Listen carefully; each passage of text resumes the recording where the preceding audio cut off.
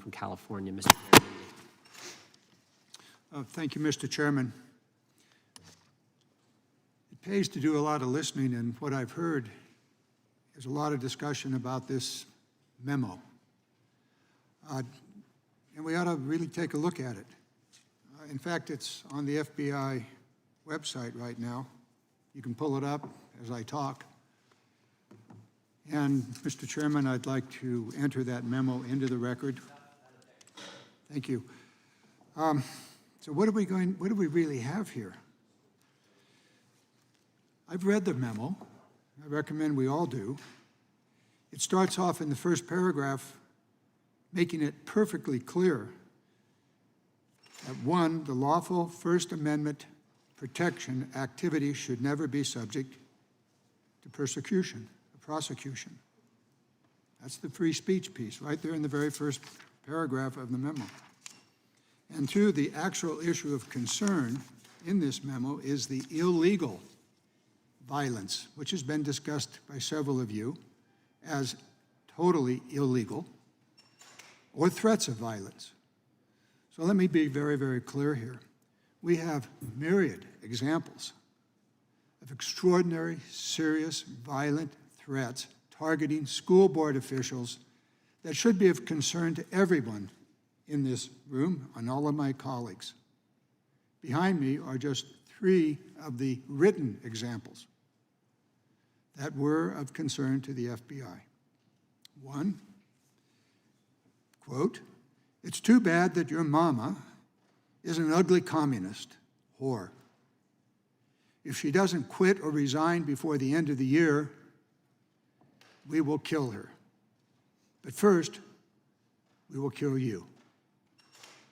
It would seem to me that is a rather clear example of a violent expression of free speech, which is illegal.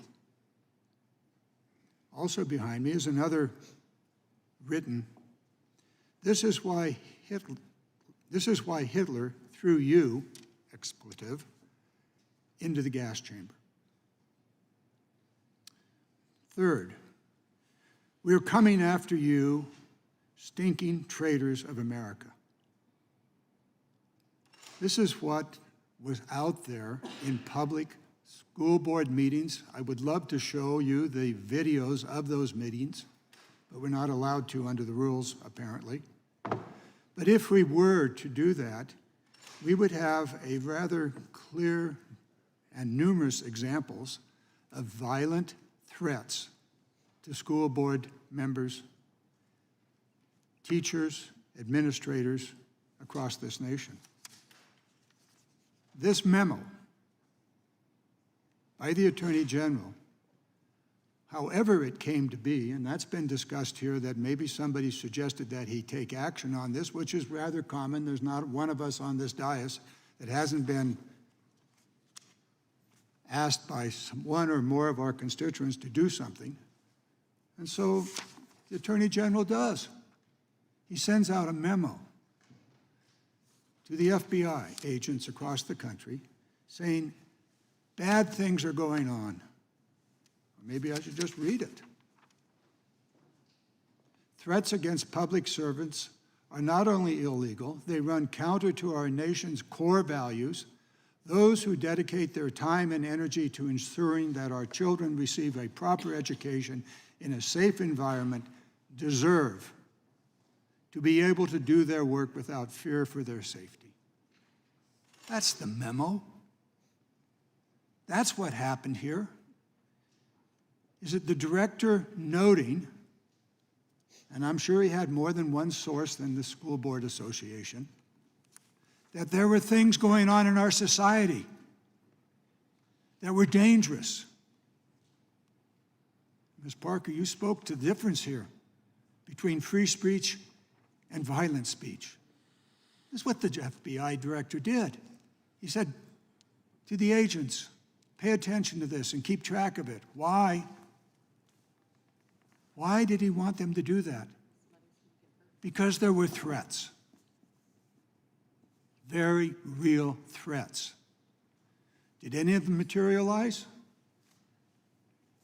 There's evidence that they did.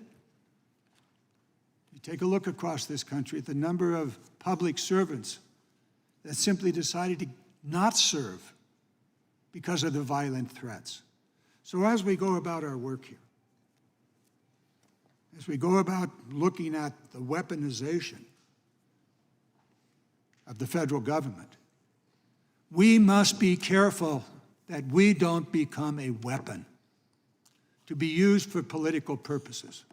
There clearly, absolutely is a need to monitor all federal agencies, law enforcement, military, on and on. But let's be very careful that we don't use this committee as a weapon for political purposes. Gentleman's time has expired. Gentleman yields back. Gentleman from Kentucky is recognized. Thank the gentleman from Ohio.